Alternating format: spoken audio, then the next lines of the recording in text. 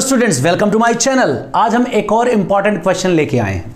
पूरा डिटेल में इसको एनालिसिस करेंगे। क्यों? क्योंकि ये क्वेश्चन कई बार पूछा गया है, अलग अलग लैंग्वेज में, इरडोव में भी दिया है। किस क्वेश्चन की बात कर रहे हैं हम? ये ग्रेविटेशन के सेक्शन का इरडोव का क्वेश्चन नंबर 1.216 है। यही क्वेश्चन जे एडवांस में 2015 में पूछा गया था, फ्लूइड्स के सेक्शन में। वो आपकी स्क्रीन पे भी डिस्प्ले हो रहा है क्वेश्चन। दोनों क्वेश्चन सेम है, खाली न्यूमेरिकल कैलकुलेशन का डिफरेंस है। तो आज मैं इसके बेसिक कंसेप्ट को बताता हूं, फिर बाद में जो 2015 में क्वेश्चन आया था उसको हम कर लेंगे फटाफट चुटकियों में। कोई बड़ी दिक्कत वाली बात नहीं है। क्वेश्चन क्या है इसको समझो। ये क्वेश्चन जो भी जिसको हम डिस्कस करने जा रहे हैं, इस क्वेश्चन को 11th के बच्चे हों या 12th के बच्चे हों, शुरुआत में इमेजिन करने में बहुत दिक्कत करते हैं। उनको जल्दी से इमेजिन नहीं होता है। बहुत कुछ ही बच्चे होते हैं जो फटाफट इसको इमेजिन कर पाते हैं। क्वेश्चन क्या है समझो जरा ध्यान से। क्वेश्चन है, एक स्फीयर है, जो फ्लूइड में आया था, बोला गया था एक स्फीयर है जिसमें कुछ फ्लूइड भरा हुआ है रो डेंसिटी का। हम अभी मानते हैं ये एक स्फीयर है जिसका मटेरियल का डेंसिटी है रो किलोग्राम पर मीटर क्यूब। मान लो ये अर्थ है या फिर कोई स्फीयर है जिसका मास का डेंसिटी दे रखा है और डेंसिटी थ्रू आउट सेम है। अब आपसे इसमें पूछा है सेंटर से किसी लोकेशन पर, क्या पूछा है? सेंटर से किसी लोकेशन पर आर डिस्टेंस पर कितना प्रेशर होगा, ग्रेविटेशनल पुल की वजह से कितना प्रेशर होगा। अगर ये फ्लूइड में होता तब भी पूछते इस लोकेशन पे कितना प्रेशर है, ठीक है, वो ग्रेविटेशन की वजह से जो भी है, ठीक है ना। तो कोई फर्क नहीं दोनों में, सेमी क्वेश्चन हो गया। अब प्रेशर को हम देखते हैं है क्या। प्रेशर थ्रस्ट अपॉन एरिया, ठीक है। जितना ज्यादा थ्रस्ट लगेगा उतना ही ज्यादा प्रेशर होने के चांसेस हैं। मतलब जितना कम एरिया होगा उतना ज्यादा प्रेशर होने के चांसेस हैं। Thrust force per unit area को हम बोलते हैं प्रेशर। अब हम बात करते हैं यहां पर, यहां से यहां तक देखो, जैसे हम दूर जाते हैं ग्रेविटी बढ़ता है। इस जगह पे ग्रेविटी मैक्सिमम होता है, मतलब सरफेस पे ग्रेविटी मैक्सिमम होगा। तो बच्चे बोलते हैं यहां ग्रेविटी मैक्सिमम है तो यहां फोर्स मैक्सिमम होगा, तो यहां प्रेशर मैक्सिमम होगा, ऐसा बच्चे बोलते हैं, ठीक है। समझ में आया? अब ध्यान सोचो, ये गलत है। ये जो लिखा है ये गलत है, ये रॉन्ग है। क्यों? इस सरफेस पे अगर मैं प्रेशर निकालूंगा तो जो बाहर से फोर्स लगेगा उसको देखूंगा ना। इधर जो पुल लग रहा होगा, इस सरफेस पे जो पुल लग रहा होगा वो तो इधर तरफ लगेगा। जैसे मान लो इस सरफेस लगेगा, वो मान लो इधर तरफ लगेगा, वो तो इस सरफेस पे प्रेशर लगाएगा ना। इस सरफेस पे अगर मुझे देखना है प्रेशर तो बाहर से कितना फोर्स लग रहा है उसको देखना है। जबकि यहां कोई नहीं है तो यहां पे जो प्रेशर क्या हो जाएगा, कोई फोर्स ही नहीं लग रहा है। इस आउटर सरफेस पे कोई पुलिंग फोर्स नहीं लग रहा है, इसलिए यहां प्रेशर मैक्सिमम ना होकर प्रेशर क्या होगा, शून्य होगा। अब प्रेशर क्या होगा, जीरो होगा। ये बात सही है। हाँ, इसके जस्ट नीचे वाले सरफेस पे प्रेशर होगा, इसके जस्ट नीचे वाले सरफेस पे प्रेशर होगा। अब बच्चे पूछेंगे क्या सबसे ज्यादा होगा? अभी तुम खुद सोचो, सबसे ज्यादा होना चाहिए, कम होना चाहिए, क्या होना चाहिए, ठीक है। इसके लिए क्या है, मैं एक सेगमेंट लेता हूं, ज्यादा समझ में आएगा, ठीक है। मैं मान लो एक स्फीयर ले रहा था और यहां से एक आर डिस्टेंस पे एक शेल लेता हूं जिसकी थिकनेस है dr। ये dr थिकनेस की एक शेल ले लेता हूं ऐसे। पता है इस शेल पे फोर्स लगेगा नीचे की तरफ। कौन लगाएगा? इस शेल पे नीचे की तरफ, जो मैंने आर रेडियस की शेल ली है, इस शेल पे नीचे की तरफ फोर्स लगेगा। कौन लगाएगा? ये वाला मास लगाएगा जो यहां अंदर एनक्लोज्ड है, वो लगाएगा, ठीक है। जो ये वाला मास है, आउटर वाला मास है, ये वाला मास जो ब्लू वाला मैंने बनाया है, ये वाला मास कोई फोर्स नहीं लगाएगा। क्यों? न्यूटन शेल थ्योरम, शेल के अंदर नेट फील्ड जीरो होती, तो ये जो अगर ब्लू वाला मास है इसको अगर हम एक शेल लें तो उसकी वजह से यहां पे नेट ग्रेविटेशनल फील्ड जीरो होगी, तो इसकी वजह से यहां कोई फोर्स नहीं होगा। तो इस जो ब्लैक वाले शेल पर, ब्लैक वाला जो शेल लिया है उस पर जो फोर्स लगाएगा वो रेड वाला, ये जो रेड वाला पोर्शन हमने लिया है, आर रेडियस का जो रेड वाला लिया है, इसके वजह से पुल फोर्स लगेगा। किधर लगेगा? नीचे की तरफ लगेगा। हर एक सेक्शन पे डाउनवर्ड लगेगा। मतलब अगर मैं इस सेक्शन की बात करूं, इतने से पोर्शन की बात करूं, इतने से एक एलिमेंटल पोर्शन की बात करूं, तो इस पे फोर्स नीचे की तरफ इधर लग रहा होगा, ठीक है। ये जो फोर्स है, इस पोर्शन पे जो फोर्स है, यही फोर्स, ये वाला फोर्स यहां पे इस सेक्शन पे प्रेशर लगा रहा है, ठीक है। तो इतने पोर्शन पे जो पुल लगा रहा है, इतने पोर्शन पे जो पुल लगा, इतने मास पे जो पुल लगा, वो इस पे फोर्स लगा रहा है। ऐसे ही इन सभी मासेस को जोड़ लो तो इस समय जितने भी मास हैं उन सभी के पुल मिला के यहां पे प्रेशर लग रहा हो। किस पे? इस अंदर वाले पे प्रेशर लग रहा होगा। तो खुद सोचो, यहां पे प्रेशर 0 था, इसके जस्ट नीचे अगर मैं यहां कहीं प्रेशर निकालूंगा तो इतने मास पर जो इतनी थिकनेस का जो मास बन के आएगा, इतनी थिकनेस का जो मास बन के आएगा, उस पर लगने वाले फोर्स के हिसाब से ही तो होगा, उस पर लगने वाला जो फोर्स होगा उसी हिसाब से आएगा।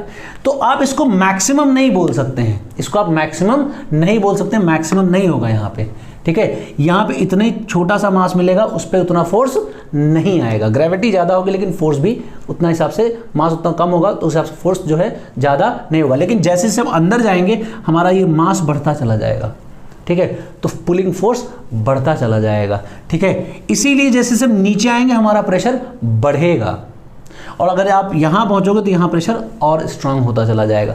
बड़ा कॉम्प्लिकेटेड सा लग रहा है लेकिन ऐसा कुछ है नहीं, और इसको हम सॉल्व ही कर लेते हैं।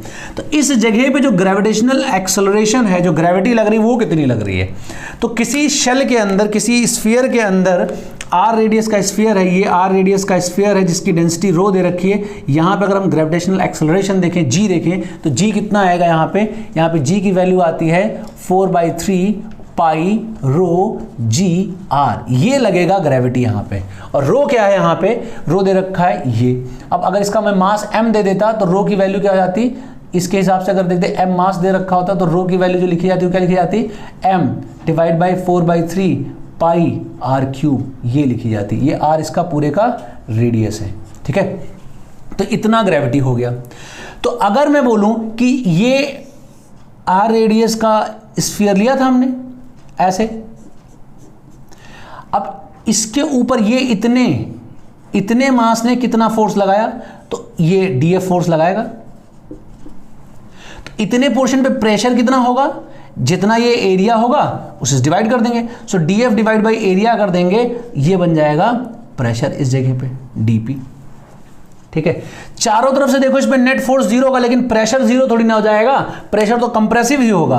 तो अगर देखो चारों तरफ से देखो सब इधर इधर फोर्स लगाएंगे तो नेट फोर्स 0 होगा, लेकिन कंप्रेशन में आएगा तो नेट प्रेशर इस पे आएगा। प्रेशर स्केलर होता है, उसको ऐसे नहीं जोड़ देते, ठीक है। तो यहाँ प्रेशर बनेगा, इसीलिए हमने समझाने के हिसाब से लिया इतने एलिमेंट पे, ये जो इतना एलिमेंट इस पे फोर्स निकालो, अगर उसका प्रेशर निकालो वही प्रेशर यहाँ लगेगा, वही प्रेशर यहाँ लगेगा, वही प्रेशर यहाँ लगेगा, वही प्रेशर यहाँ लगेगा। बच्चे बोलते हैं यहाँ पे नेट फोर्स 0 तो प्रेशर क्यों लग रहा है? अगर हम चारों तरफ से दबा रहे हैं तो क्या किसी बॉल पे कैसे दबाते तो क्या फोर्स 0 हो जाता? तो प्रेशर 0 हो जाता है क्या? ऑब्वियसली नहीं, कितना कंप्रेस कर रहे हो उस पर डिपेंड करता है। तो अगर हम यहां देखें डीएफ कितना लगेगा, डीएफ के लिए क्या लिखेंगे हम? डीएम इंटू जी लिखेंगे, ठीक है। डीएम की वैल्यू कैसे लिखोगे? ये जितना है, ये थिकनेस कितनी लिखी थी? ये थिकनेस है हमारी डीआर, ये थिकनेस है हमारी डीआर। एरिया कितना है इसका? हमने लिया ए, तो ये वॉल्यूम हो जाएगा ये ए, तो ये डीवी हो जाएगा। सो डीएम लिखोगे तो रो टाइम्स ऑफ डीवी लिखोगे, डीवी क्या लिखोगे? ए इंटू डीआर लिखोगे, इंटू जी कर दो, ये बन जाएगा हमारा डीएफ। सो प्रेशर क्या आएगा? डीपी कितना आएगा? डीपी आएगा df by A. So rho g d r, rho g d r मेरा आएगा प्रेशर। किसी इंस्टेंट पर रो जी डी आर आएगा हमारा प्रेशर। सो रो लिखोगे, जी की वैल्यू क्या है? ये 4/3 पाई रो जी आर डी आर। इसको और अच्छा अरेंज करते हैं, रो स्क्वायर 4/3, ठीक है, पाई जी आर स्क्वायर, ये बनेगा हमारा प्रेशर, ठीक है। ये हमारा बनेगा प्रेशर। अब टोटल प्रेशर अगर निकालें तो क्या आएगा? 4/3 rho square pi G, are से लेके आर तक इंटीग्रेट कर दो तो r square minus r square, ये आएगा, ये प्रेशर हो जाएगा। आर से लेके आर तक इंटीग्रेट कर देते हैं। जब आर से लेके आर तक इंटीग्रेट करेंगे तो यही आ जाएगा। आर से लेके आर तक इंटीग्रेट करो, आर पे प्रेशर था 0 और यहाँ पे हो जाएगा आर, ये मतलब यहाँ पे हो जाएगा प्रेशर पी, तो ये आएगा प्रेशर। ये था क्वेश्चन तुम्हारा क्या? ये क्वेश्चन था जेईई एडवांस 2015 का क्वेश्चन। ये क्वेश्चन था जेईई एडवांस 2015 का क्वेश्चन, ठीक है। अब अलग अलग जगह पे अलग अलग प्रेशर आएगा। खुद सोचो, R इज आर रखेंगे तो प्रेशर 0 हो जाएगा, और R इज क्या रखें? यहाँ 0 रखेंगे तो प्रेशर मैक्सिमम हो जाएगा। सेंटर पर सबसे ज़्यादा प्रेशर होता है, सबसे ज़्यादा कंप्रेसिव फोर्स सेंटर पे लगेगा। क्यों? इस इंस्टेंट पे यहाँ ग्रेविटी 0 होती है, ठीक है, यहाँ ग्रेविटी जीरो, लेकिन यहाँ इन सबका जो पुलिंग फोर्स लगेगा उसका वेट लगेगा, उसकी वजह से तो प्रेशर आएगा। सेंटर पे बहुत ज़्यादा प्रेशर होता है, ठीक है। क्यों? अब बोलोगे सेंटर पे हाँ सेंटर पे ग्रेविटी जीरो होती है, मानते हैं सेंटर पे ग्रेविटी जीरो होती है, तो यहाँ पे किसी मास पे जो होगा उस पर फोर्स जीरो होगा, लेकिन इस वाले मास पे जो फोर्स लग रहा होगा, इस पे जो लग रहा होगा, इस पे लग रहा होगा, ये सब तो नीचे की तरफ दबा रहे होंगे, उसका तो प्रेशर होगा, इस वजह से ये आएगा, ठीक है। अब ये प्रेशर का हमारा एक्सप्रेशन आ जाता है। एक्सप्रेशन को अगर हम रो से हटा दें, इस रो को यहाँ से ला के रिप्लेस कर दें, तो ये वैल्यू आएगी प्रेशर की 3/8 pi m square by g r power 6 r square minus r square, ये प्रेशर आएगा, ठीक है। अब जो जे एडवांस में क्वेश्चन पूछा गया था वो क्या था? ये तो रूडोल्फ का आंसर हो गया, ठीक है। तो जे एडवांस का क्वेश्चन क्या था? उसमें बोला था सेंटर पे प्रेशर क्या होगा, सेंटर पे r equal to zero, pressure zero होगा क्या? जैसे r जीरो रखोगे प्रेशर क्या आएगा? सेंटर पर जो प्रेशर होगा pc जो आएगा सेंटर पर 4/3 rho square pi G R square, इतना आएगा। अगर आप अर्थ की ग्रेविटी वगैरह रखें तो देखें बहुत ज़्यादा प्रेशर आएगा, बहुत ज़्यादा प्रेशर आएगा, ठीक है। अब अगर मैं किसी लोकेशन पे प्रेशर देखूं, बोलूं कि R1 पे जो प्रेशर है और R2 पे जो प्रेशर है उसका रेशियो बताओ क्या आएगा? तो R1 R2 पे जो प्रेशर का रेशियो होगा वो क्या हो जाएगा? R square minus R1 square divide by R square minus R2 square, ठीक है। अब इन्होंने 3r/5 के लिए दिया है, r/2 के लिए दिया है, इसको रख रख के आप चेक कर लो। तो जो क्वेश्चन आया था उसमें दो ऑप्शन सही होंगे, बी और सी वाला ऑप्शन सही होगा। खुद करना, उसको मैं करने भी नहीं जा रहा, जानते हो क्यों नहीं करूंगा, सिंपल सा क्वेश्चन है। तो मेरे ख्याल से प्रेशर का बेसिक समझ में आ गया होगा। फिर से मैं एक बार फटाफट बताता हूं आपको। यहाँ पे जो है इस अपर सरफेस पे कोई पुल करने वाला नहीं है, दबाने वाला कोई नहीं ऊपर से, तो यहाँ प्रेशर जीरो होगा। जैसे हम नीचे आएंगे इतने मास पे इतने मास पे जो पुलिंग फोर्स होगा वही नीचे और इसके जस्ट नीचे वाले सरफेस पे फोर्स लगाएगा, उसी के हिसाब से प्रेशर आएगा। तो क्वेश्चन बहुत अच्छा क्वेश्चन है, इसको आप अच्छे से सीख लो। क्यों? क्योंकि ऐसा क्वेश्चन आ सकता है, ठीक है।